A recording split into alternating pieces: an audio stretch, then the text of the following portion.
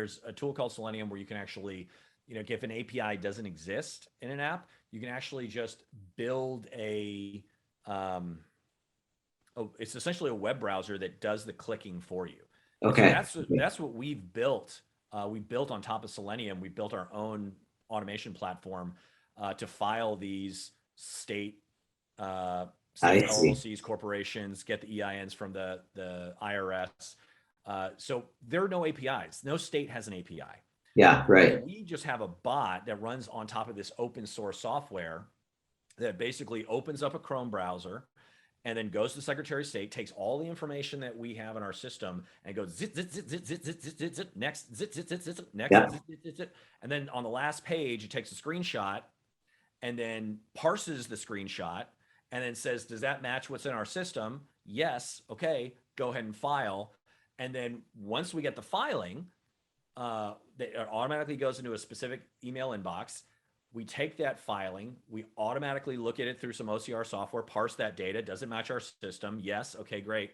Go to the next step, get the EIN. And so we actually have a system. So, every state's different. In Texas, it takes 2 days to get an LLC back from the state. In Florida, it's like 3 days. California, 5 days. New York and 11 other states are instant. The other thing that we do that's really interesting, and this gets even more so into it. So once we started doing all this volume of these LLCs, and we're still a very small company, but a couple of years ago it was even more so.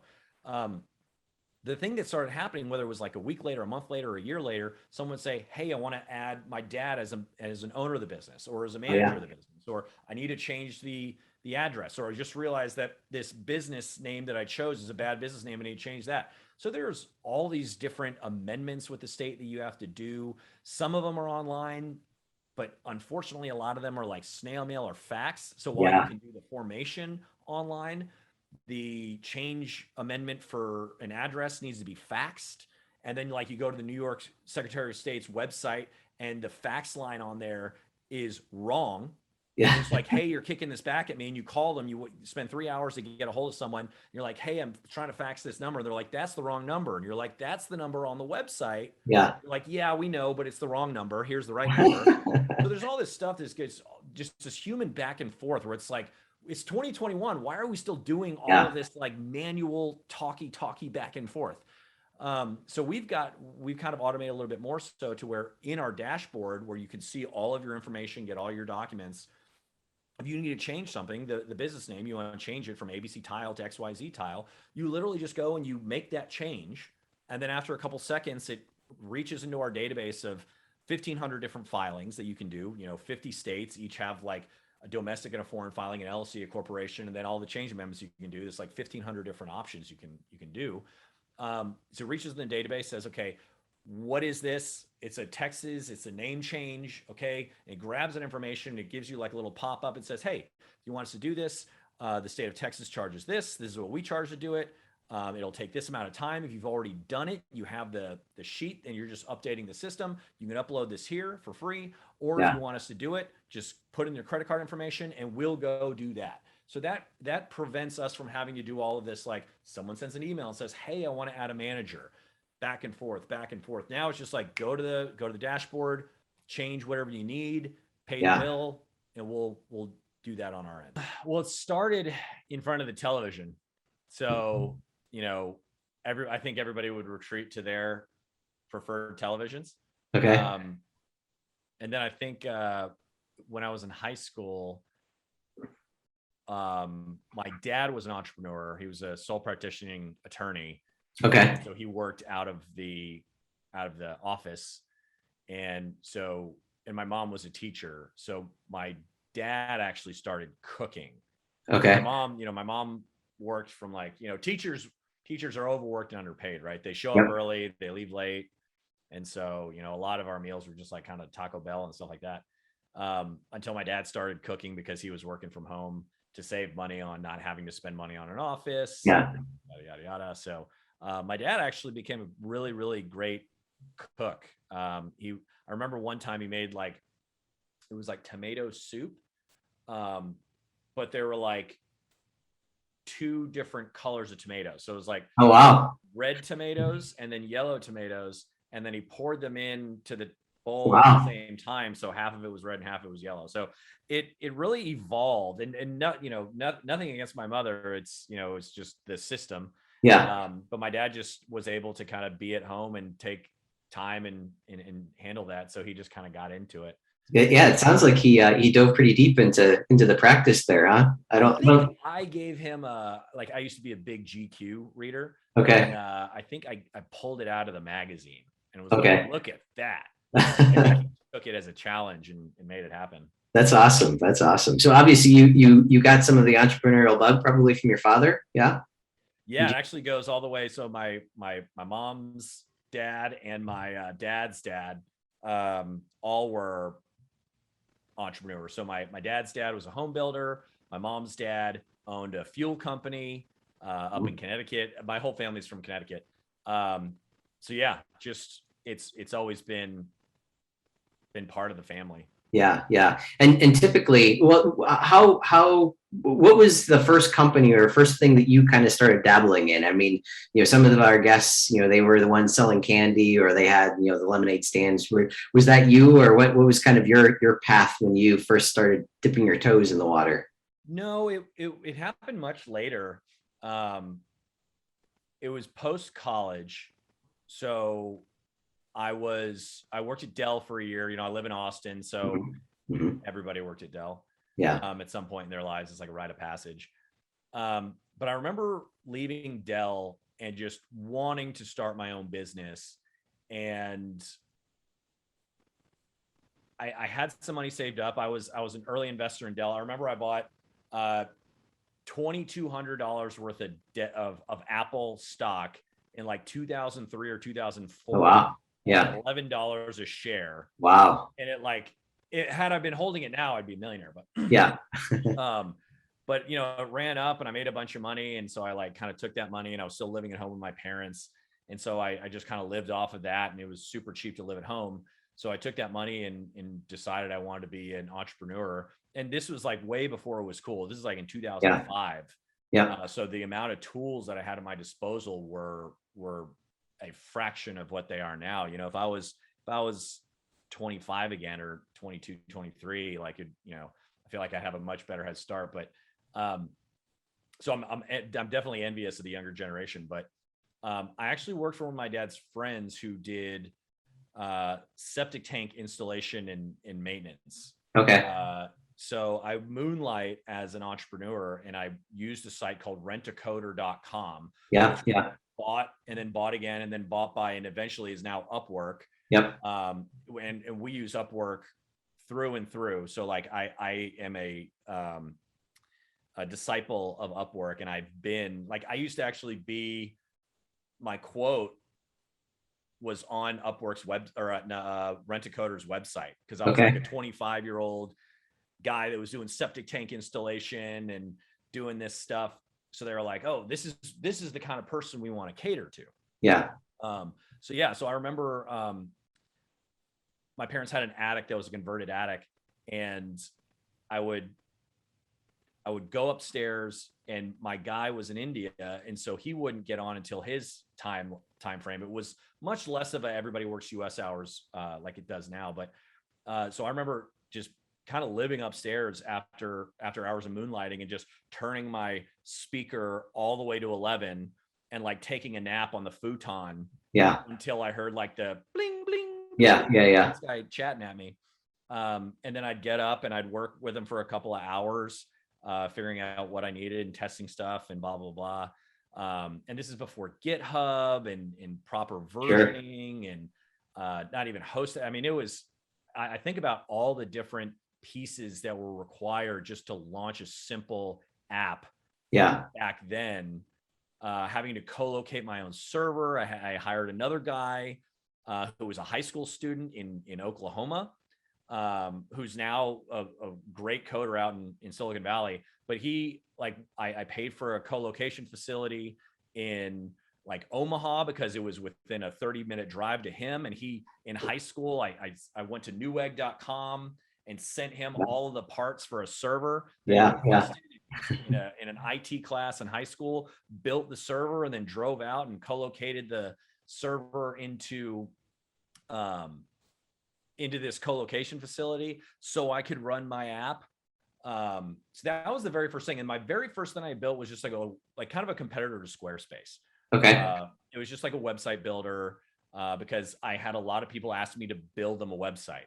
Yeah. And I just am lazy fundamentally. So if I have to do something more than once, like I am trying to figure out how to automate it, to the point where a CEO at a company I worked for back in the day used to call it chatomation. Automation. I love it. Yeah.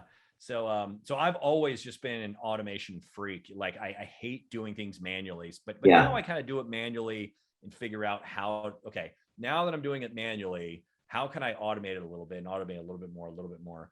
And so my company now, BetterLegal, is just heavily, heavily, heavily automated. But we've also built a platform underneath it. So the filers that manage everything, instead of them manually filing all this stuff, they can actually maintain the automations. If there's a change to the Secretary of State's website or anything like that, they can actually alter it and they can fix it. So it's much more of a, I'm a big believer in automation, but I also kind of believe in just elevating people's work. Just because you're an entry level worker does not mean that you should just be doing grunt work all the time. Now, there is the grunt work that needs to be done, but if I can provide you better tools to be more efficient, provide you tools and education on how to use these tools and do your own stuff, I think that is the future. And anybody that takes advantage of that kind of mentality of just providing their $10 or $15 an hour workers the best tools so they can be more efficient, it makes you more profitable. They enjoy their jobs more because they're not just paper pushers, or what we call sometimes is digital manual labor.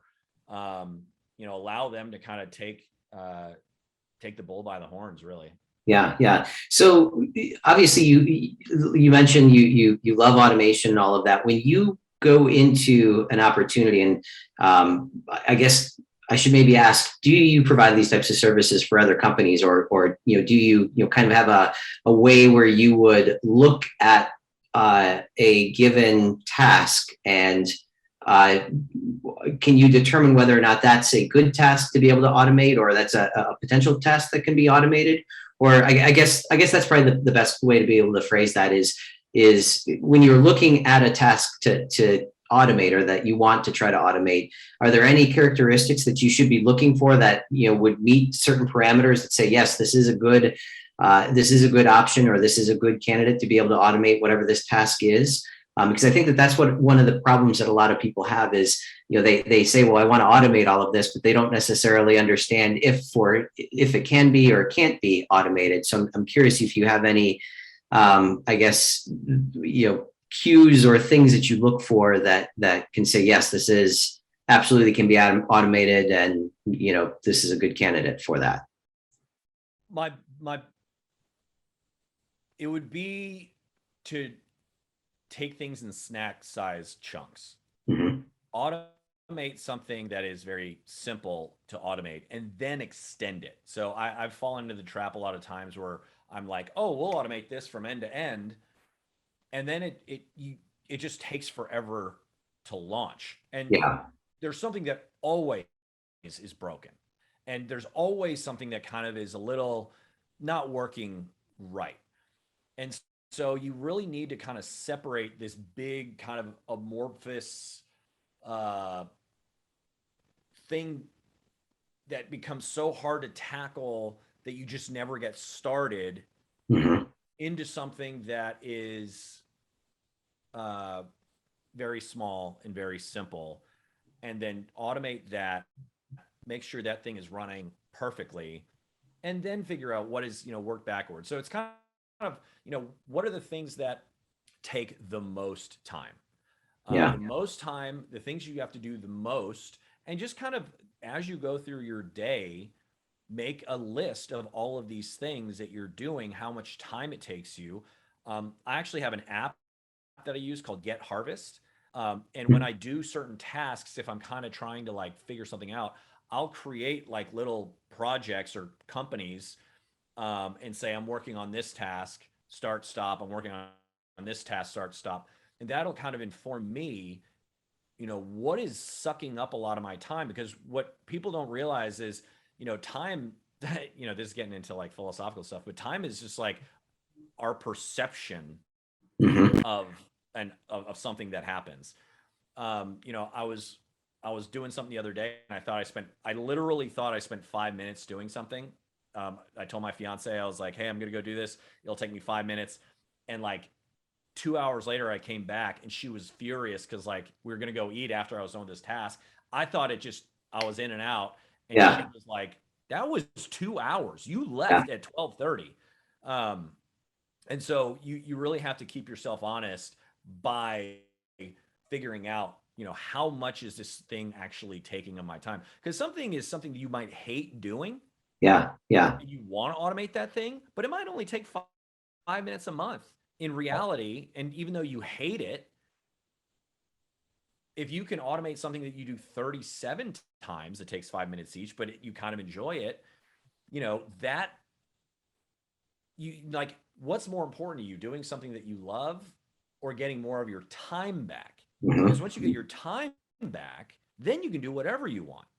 Yeah. So yeah, I would say start small and just take things a little bit at a time. And when you do launch something, make sure that it is like bulletproof. If it fails, you get notifications that it failed. Like I love leaving myself breadcrumbs because Okay. something Yeah. will eventually fail.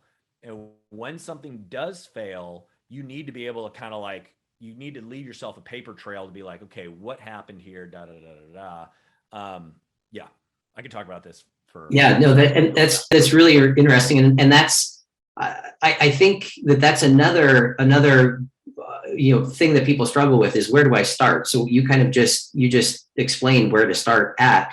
But what if you are in a situation where you're trying to say you work for a company and they have this this whole elaborate system that is already set up and um, it would almost create double work where you're automating this one part, but that one part you might be using some type of a system that's you're feeding everything into that system. So if you're going to start automating something that doesn't necessarily talk with that one system, and you kind of start going over here where you kind of almost have this dual path. Do you ever run into situations like that? Does that make sense?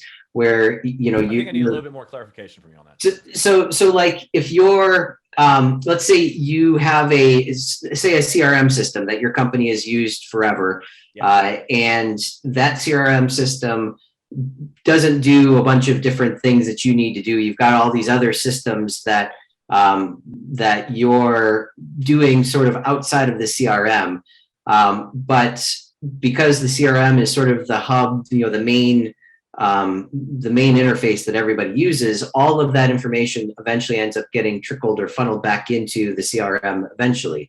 So if you're, As it's supposed to. But yeah, I think I know where you're going with this. So, and the the biggest competitor to any CRM is the spreadsheet, because yeah, everybody yeah, will default to just throwing something in a spreadsheet because the spreadsheet is almost like a visual programming language yeah, for the layman. yeah, Um, but what you can do in that situation is you can use whatever tool you want, but as long as you wire things back into the CRM that you're supposed to, mhm, I think it's perfectly fine to use whatever tool you want. I'm actually a huge proponent. Like, I've got a love-hate relationship with Salesforce. Um, but so many people, so many like higher ups at companies buy Salesforce. They buy 250 uh, licenses paid annually, 3-year subscription, blah blah yeah, blah, and then they yeah, tell and then they spend a year with Salesforce admins building something out and a bunch of they put a huge investment in it, but then every single person is their own unique individual and they do something different. yep, yep, Um, exactly. and so their process is just like um, it's like top down versus bottom up. And so you want to create something. You want to A company needs to have processes to thrive and grow and predict, how things are going to get done. So Yep, I understand the top down approach and why that's important. But people are people and they're just going to do what they want anyway. And Yeah. so, I worked at a company where, uh, my buddy would put it all in a spreadsheet, and then at the end of the month or at the end of the quarter, he would have to manually go and like throw all this information in. But now with these tools that we have, I'm a huge user of Zapier. Yeah. Um, there's no reason why you couldn't then just like have like two sheets where it's like sheet one, which is just your raw, like how you manage information, and then sheet two, where it needs to get back into the system. Once you're done manipulating whatever, just copy and paste the rows that you want to re-enter back into Salesforce, however it needs to be entered, Yeah. and then paste it in that second sheet, and then let the Zap that you've designed pick it up and throw it back into the CRM the way that it needs to be put back in there. Yeah. That's a way that any normal Joe Schmo can automate. They can be a part of a bigger company. Um, and if they just want to work in their own, they want to do their own personal CRM, they want to use a spreadsheet, they want to do something else, and it needs to get back into that system. That's a good way for anybody to be able to do that. In both organizations or both groups win. The top down, the organization that needs everything done the way they do it, so they can report. Yeah. Information gets in properly, and the person that wants to do it the way that they want to do it gets to do that. And so that's the way I think I would love to see more people that are just, run of the mill employees building their own automations to do that. Yeah. Because it's important that the companies that spend and invest all this money on all this technology get the data in properly. And I used to Yeah. work at an integration company for like 7 years, and the biggest problem everybody has is dirty data. Yeah. Right. Exactly. Yeah. Bad data in equals, bad data out. Data out, So, yeah. So in your experience, whether that be through BetterLegal or any of the other companies that you've gone and done the automation process through, do you have any feeling as to what type of typical time frame or time you're saving on any given one task? Like once you start off with this automation path, any idea or approximate amount of time that you have been able to save, going with the initial task as opposed to, the fully baked, fully deployed, process where everything's automated? Is there any type of? It feels like you're running uphill for a long time. Mhm. Then once it's running, it kind of you don't. It's almost like, what have you done for me lately syndrome, where you're kind of like, oh, I'm always doing this stuff, but as you do all these automations, you start working on other things, Yeah. and so the automations are just doing your job. So, for example, my fiance, who I mentioned earlier, just started her own side hustle, and so she was like, I need an LLC for my charcuterie business. And I'm like, Okay. great. Um, you know, Here's the form, set it up. And she put it, she got no information from me. I just gave her the link. She went through the whole process. And then she was like, hey, you just called me. And I was like, what do you mean?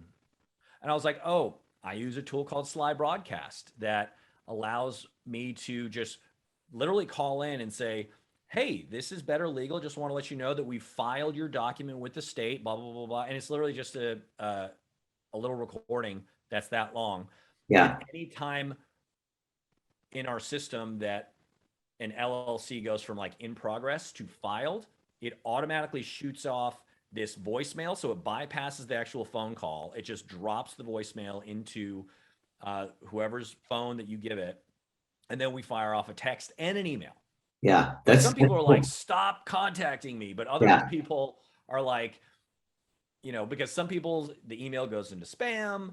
Other people don't check their voicemail. Some people don't check their texts. They've got 500. So like we at least touch all bases, but it's my voice on there. And so she was like, you just called and left me a voicemail. And I was like, no, I actually didn't.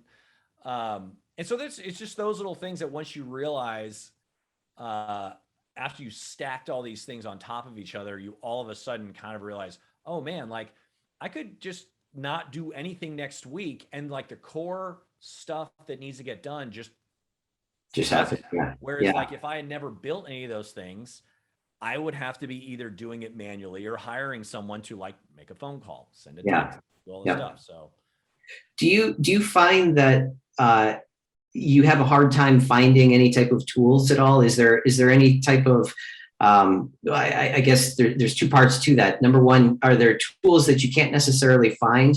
And number two, once you do find a tool, how do you know that it works? Is there any type of validation process that you go through? Like I've never heard of the Sly, what it would call it, Sly call? broadcast, yeah. Sly broadcast. I've never heard of that one before, but there's all these different tools. Yeah, so I actually use Zapier, and so if anybody doesn't know what Zapier is, Zapier, ZAP as in Paul, IER, um, is just like a kind of do-it-yourself automation platform. It makes it super easy for someone to just build a simple automation, but you can actually just like build multi-step automations and you start wiring them together. And so you can go as advanced as you want. We've even got it to where we've actually built our own APIs in our system, and now we send zaps back and forth, and our zaps will request information from our system and do all this stuff. So Wow. Zapier is just an automation platform that is something like a Lego set, to where you can start off building something very simple, but then you can expand over time. But I use Zapier, and the reason why Zapier is a great product is because they have like 3,000 different endpoints that they connect to. And so whenever I need something, whenever I come up with an idea for something, I literally just go shopping in their little Yeah, that makes thing. sense. So it's like, oh, I need form software. And I go to there, I click on forms, and I see all the different form softwares, and I'm like, control, click, click, click, click, click, click, click, click. And then I just Yeah. kind of go shopping to see what's available. Yep. If they don't provide it, um, there's always a way to do it. So like there's a tool called Selenium. Now this is where you have to get developers involved, but there's a tool called Selenium where you can actually, if an API doesn't exist in an app, you can actually just build it's essentially a web browser that does the clicking for you. And so Okay. that's what we've built. We built on top of Selenium. We built our own automation platform to file these state I see. LLCs, corporations, get the EINs from the IRS. So there are no APIs. No state has an API. Yeah, right. We just have a bot that runs on top of this open source software that basically opens up a Chrome browser and then goes to the Secretary of State, takes all the information that we have in our system and goes zit, zit, zit, zit, zit, zit, zit, zit, zit, next, zit, zit, zit, zit, zit, next, Yeah. zit, zit, zit, zit. And then on the last page, it takes a screenshot and then parses the screenshot and then says, does that match what's in our system? Yes. Okay, go ahead and file. And then once we get the filing, it automatically goes into a specific email inbox. We take that filing, we automatically look at it through some OCR software, parse that data. Does it match our system? Yes. Okay, great. Go to the next step, get the EIN. And so we actually have a system. So, every state's different. In Texas, it takes 2 days to get an LLC back from the state. In Florida, it's like 3 days. California, 5 days. New York and 11 other states are instant. So we actually we kind of pushed ourselves to, we'd like to go fully automated. But in New York, we started with they're instant. So we actually have a 1 hour turnaround. And we average now, I think, like 11 to 15 minutes. So as long as you order during normal business hours, our system goes and gets the New York filing, goes and gets the EIN filing, pushes everything together, generates the legal documents, verifies that it has everything, and then it shoots it back to the customer. So a customer can literally just, from their cell phone, order an LLC in New York, and then 15 minutes later get an email from us that's like, and they're probably getting phone calls and texts from me where it's like, we filed it. Yeah. Okay, we're done. Yeah, that's crazy. That's crazy. It's probably making people go crazy. Like, how are they doing any of this? And how are they calling me? And then. And that includes the EIN number. You get that all within a few minutes as well in those few states. Yeah, because an EIN is instant as well.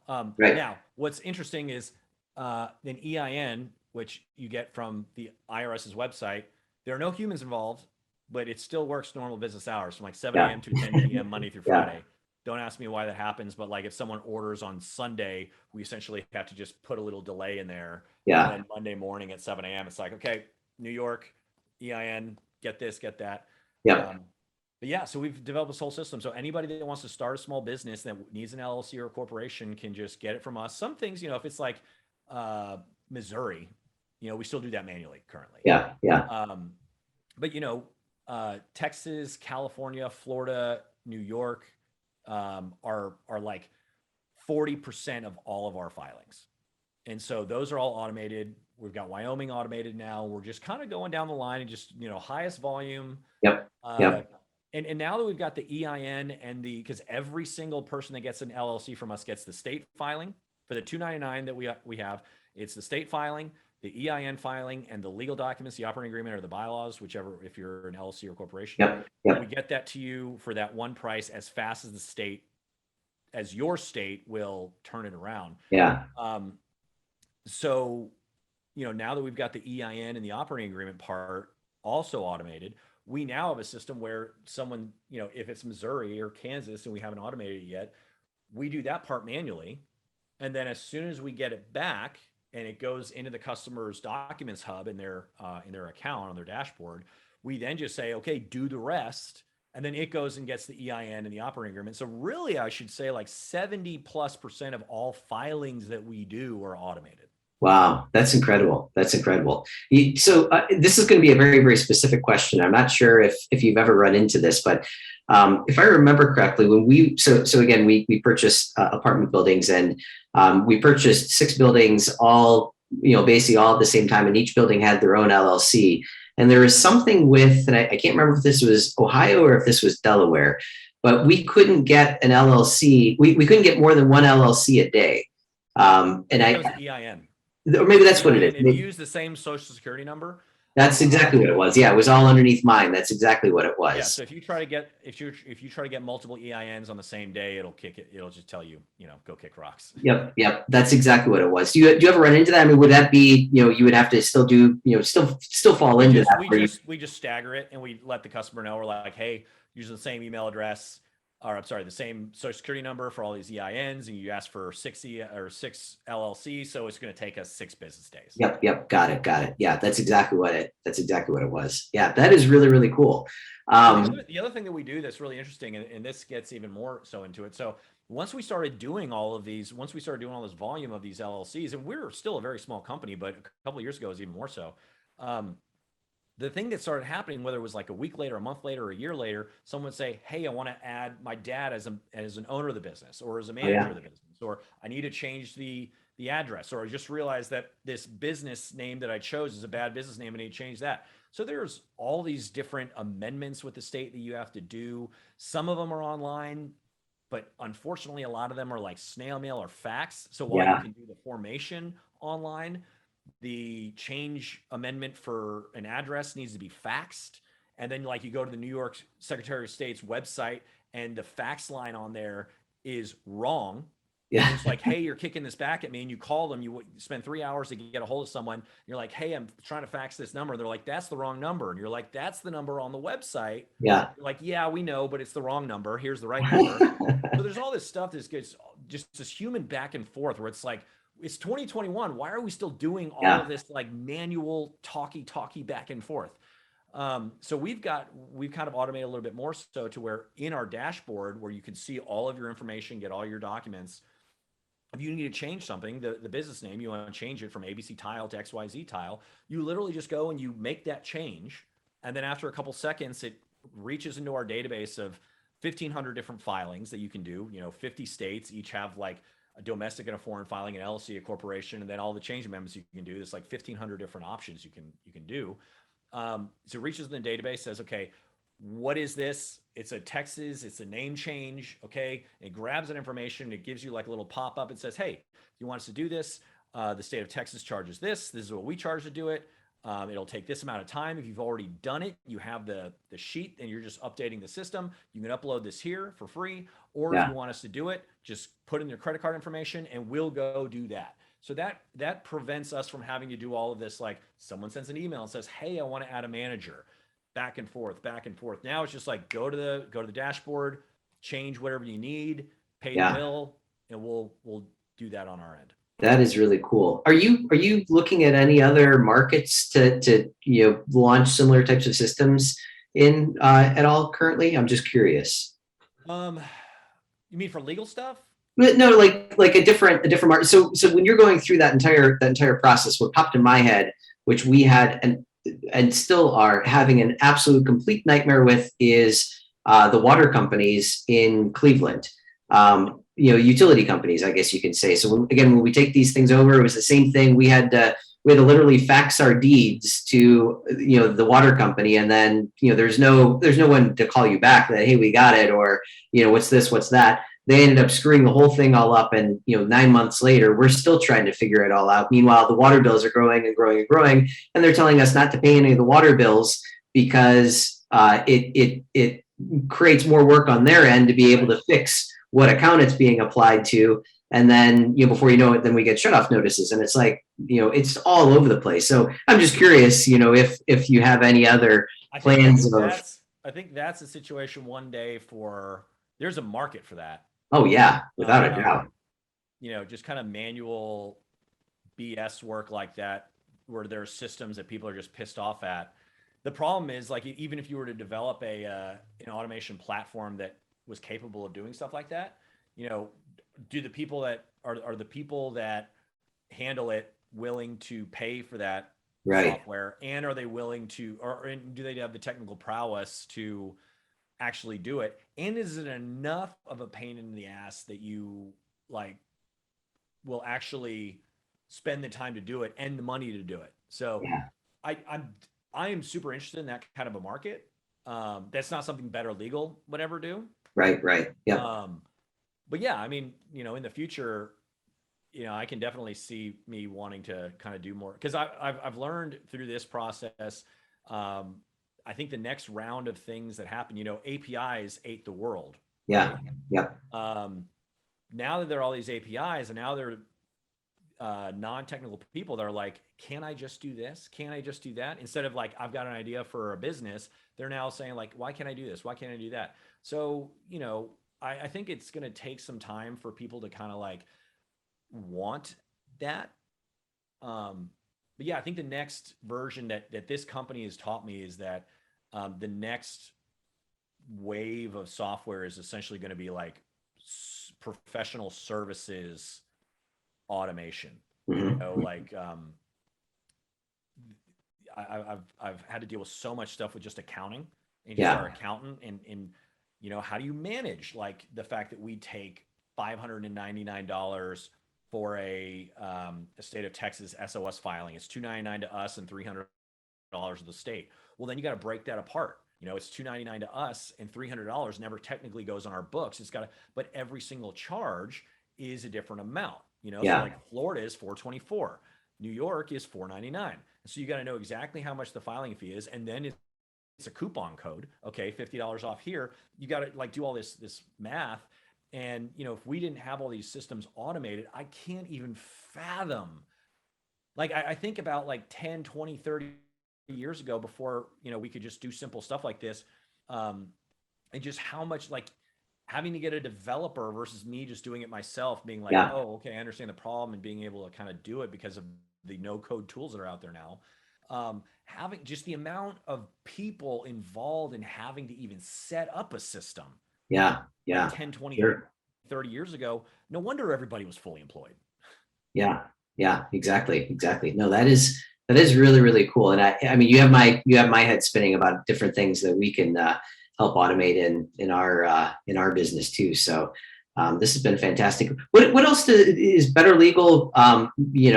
It's primarily LLC filings and all of that. Are there any other things that the BetterLegal does? Yeah, so we're kind of struggling with that right now. As we started with LLC formations. Mm-hmm. But there's that old adage of 80% of your revenue comes from 20% of your customers. Yeah. Like, what can we do to, now that we have these customers and now that people trust us, what can we offer them over time? And so there are a lot of things we're kind of batting back and forth. Whether it's like just having all of your documents in one place, almost kind of like being a Dropbox for a business. Yeah. Every employment agreement, every contractor agreement, like put it all in one place. Can we then analyze that? My sister's an accountant, and she was director of finance for a hotel. that the company she was working for acquired.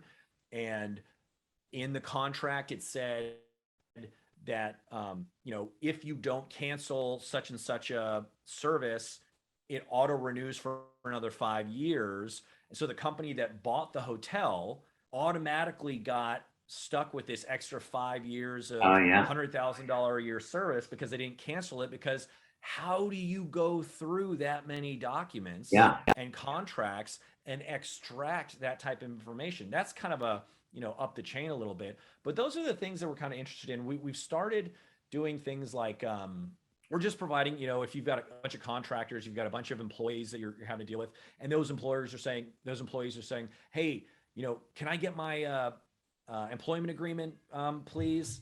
Sorry. Can I get my employment agreement, please? Can you email that to me because it's in your Google Drive or your Dropbox and they don't have access to it? And then, like, if you've got 20 employees, do you really want to give each of them individual access to this one document? But Yep. maybe they've got a healthcare plan as well. So there's a lot of stuff that I think we can do that is just like document access, and maybe parsing of that data. Yep. But what we started with, that's kind of pretty new, is just called, I don't really have a good name for it. It's just documents or live documents. And we've started offering these free contracts that you can essentially just fill in the blanks. Okay. So our competitors like LegalZoom will charge you $300 a year for dozens of legal documents, and they'll give it to you for free for 30 days. And if you don't call to cancel, you got to call to cancel. If you don't call to cancel, they'll start billing you $300. Yep. The smart people get that 30 days and they just go in and they just download all the documents because all they are PDFs. Yeah. Yeah. So what we've done is we're like, okay, you're gonna game the system. You're gonna download the documents free anyway. The documents aren't really worth that much because even a lawyer that you get these documents from that charges you $500 an hour, these lawyers are getting it all from the same place anyway. They're getting it from Westlaw or their law schools because the law professors are the ones building the documents, and then they're creating a boilerplate. And at the annual continuing education, they're giving these lawyers all this free documents, and here's the deed lease thing, and here's that, and here's that. So all these documents are not done by hand by attorneys. They're pulled out of a folder, and then an attorney will actually go through a 30 or 50-page document and fix things. And I've caught our attorneys not, on a stock option grant, just not filling in a thing that like was highlighted and they just forgot to fill it in. So even an attorney making $300, $500 an hour is just missing this type of stuff.